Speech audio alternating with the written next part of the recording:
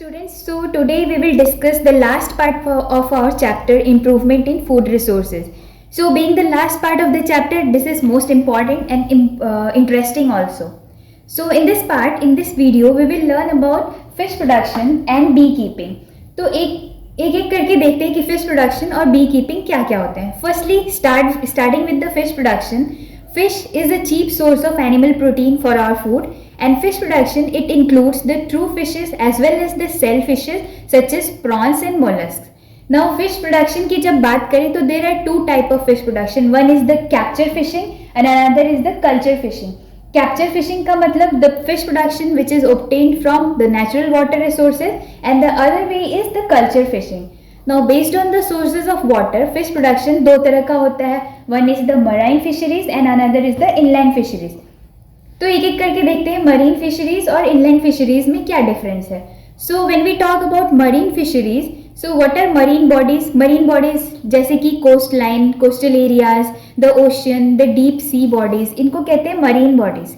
So marine water से जो fishes obtain होती हैं इसको हम लोग कहते हैं marine fisheries. So students, यहाँ पे बहुत ज़रूरी है कि you remember some of the name of the varieties of the marine fishes. So please remember pomfret, mackerel, tuna, sardines and Bombay duck. These are very important popular marine fish varieties. So students, the next question is how we catch the marine fishes. Now the simple answer is by using fishing nets and by using fishing boats. And some of the scientific advancement technologies such as satellites and echo sounders are also used to increase the capture of marine fishes by locating the large area of marine fishes. देखो होता क्या है, satellites और echo sounders जो हैं ये basically they detect the vibrations. ये vibrations को डिटेक्ट करते हैं और हमें इससे पता चलता है कि मरीन बॉडी जो है उसमें फिशेस कहाँ पे प्रेजेंट है. एक बार जैसे ही लोकेशन डिटेक्ट हो जाए तो वहाँ से हम इजीली उसको कैप्चर कर सकते हैं. So these are the ways in which we can capture the marine fisheries. Now some marine fishes are of high economic values such as mullets, bhetki, pearl spots, shellfishes such as prawns, mussels and easters. Now you must have learnt about easters. Easters जहाँ से हम लोग pearl का production करवाते हैं. So अगर आपसे question में पूछा जाए कि name some economically important variety of marine fishes, तो इसमें तुम लोग ये सब बोल सकते हो कि mullets, bhetki, pearl spots, shellfishes, ये सब जो है ये economically important है. मतलब economically ये बहुत अच्छे होते हैं हमारे लिए. So the next is inland fisheries. Now what are inland water bodies? The freshwater resources include canals, ponds, reservoirs, rivers, brackish water जहाँ पे sea water and fresh water mix together, such as estuaries, the lagoons. They are some of the important fish reservoirs. So inland fisheries में basically हम लोग practice करते हैं capture fisheries.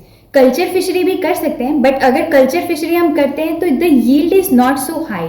So in inland fisheries we mainly practice the culture fisheries. Now fish culture is sometimes done in combination with the rice crop. Fish production जो है, fish culture fishery जो है वो हम लोग कभी कभी राइस प्रोडक्शन के साथ कंबाइन करके करते हैं. ऐसा करने से क्या होता है, साथ साथ हमें पैडी फील्ड में पैडी भी मिल जाता है और उसी में जो वाटर होती है उस पर फिश का प्रोडक्शन भी हो जाता है. So this is dual purpose. And more intensive fish farming can be done in composite fish culture system. Both local and imported fish species are used in such system.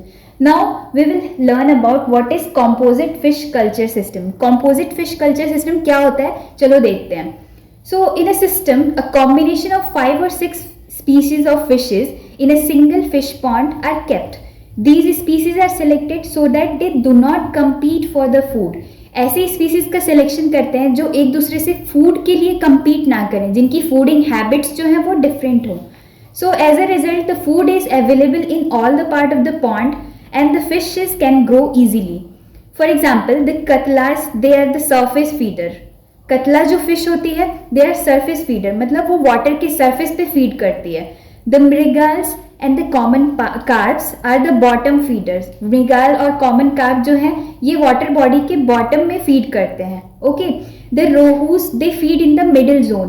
तो क्योंकि इनका feeding का zone अलग है, इनका जहाँ पे ये फूड लेते हैं वो जोन्स अलग हैं, तो अगर जोन्स अलग है तो ये एक दूसरे से फूड के लिए कॉम्पीट नहीं करेंगे, कंपटीशन लो होगी तो ग्रोथ अच्छी होगी। तो इस तरह से हम लोग कल्चर फिशरी कर सकते हैं।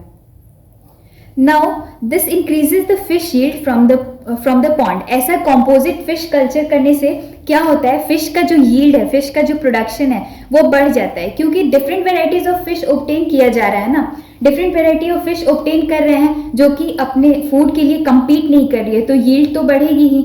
But one problem with the composite fish culture is that many of these fish breed only during the monsoon. Even if the fish seed is collected from the wild, it can be mixed with that of the other species as well.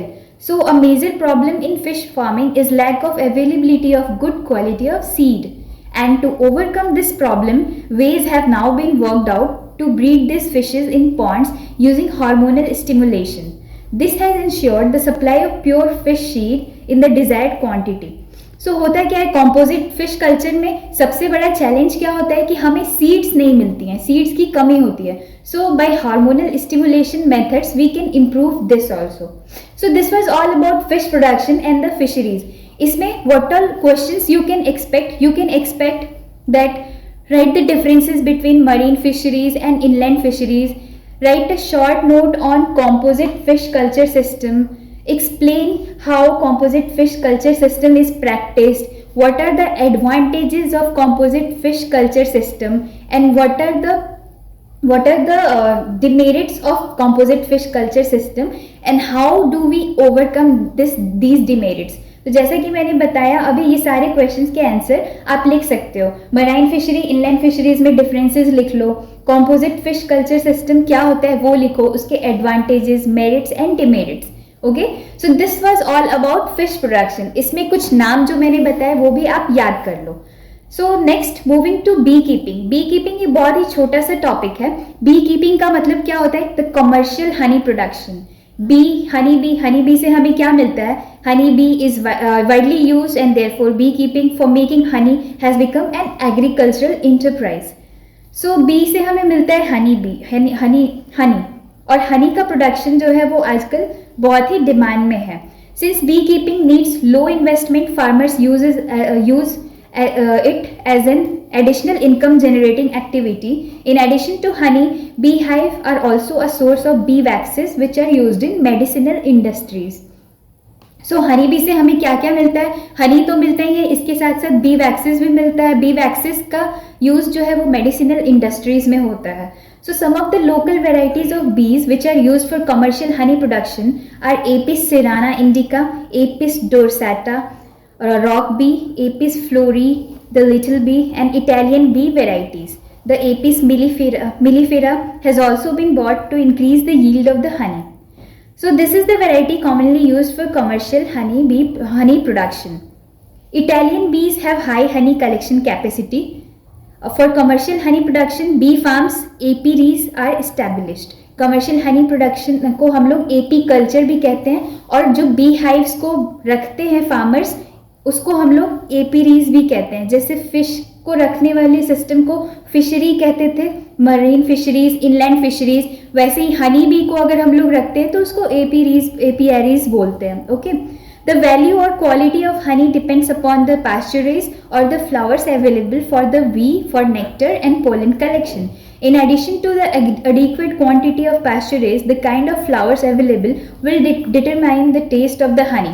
Now honey जो है उसका quantity और quality किस पे depend करता है, तो obviously वो फ्लावर्स पे डिपेंड करता है। फ्लावर्स की क्वालिटी क्या है, फ्लावर्स में पॉलिन ग्रेन्स जो है वो किस क्वालिटी के हैं, उनमें नेक्टर कितना है, इस पे उनका क्वालिटी और क्वांटिटी और उनका टेस्ट जो है वो डिपेंड करता है। सो बेसिकली बी कीपिंग से आप एक ही क्वेश्चन एक्सपेक्ट कर सकते हो, that write a short note on beekeeping. तो बी कीपिंग यानी एपी कल्चर, उसमें आप क्या क्या एक्सप्लेन कर सकते हो, you can explain about the different varieties of bees which are used in commercial honey production. उसमें आप ये यूज कर सकते हो कि उसमें आप ये भी बता सकते हो कि how we increase the quality and quantity of honey bee, और on what factors this quality and quantity of bee honey production depends. Okay, so this was all about beekeeping and fish production. Keep reading this chapter, and in our next video we will see some questions and the summary of this chapter. Thank you so much, students.